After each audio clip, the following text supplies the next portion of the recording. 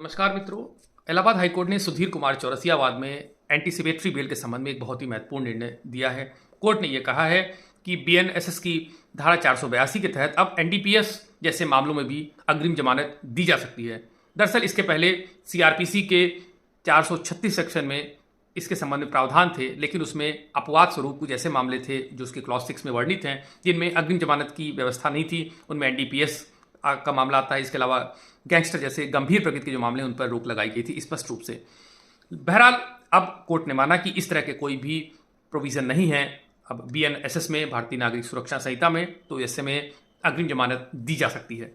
बताते चलें कि सीआरपीसी की जो धारा 436 अग्रिम जमानत की, इस पर यूपी में रोक लग गई थी 1976 में, जब इस संबंध में एक बिल पास किया गया था, और 2019 में आकर इस रोक को हटाया गया था इस सरकार के द्वारा। लेकिन उसके बावजूद भी जो इसका 436 की जो सेक्शन है, इसका जो 6वां क्लॉज है, वो रोक लगाता था इस तरह के गंभीर प्रवृत्ति के मामलों पे। लेकिन अब जबकि भारतीय नागरिक सुरक्षा संहिता 2023 से ये प्रवृत्ति में है, तो अब ऐसी कोई भी रोक नहीं है। एक खास बात जो कि जानकारी की मुझे लगता है ज़रूरी है कि जो एंटीसिपेटरी बेल होती है, अग्रिम जमानत, वो ऐसे मामलों में ली जाती है जहां पर ऐसी आशंका है व्यक्ति को कि उसके खिलाफ कोई एफआईआर दर्ज हो सकती है, और ऐसी गंभीर आशंका पर वो कोर्ट में जा सकता है। अगर उसके खिलाफ कोई गैर जमानती अपराध के आरोप लगने वाले हैं या लगे हैं, तो वो कोर्ट में जाकर अग्रिम जमानत के लिए अप्लाई कर सकता है, और एक तरह से ये प्रोएक्टिव मेजर है ताकि वो गिरफ्तारी से बच सके।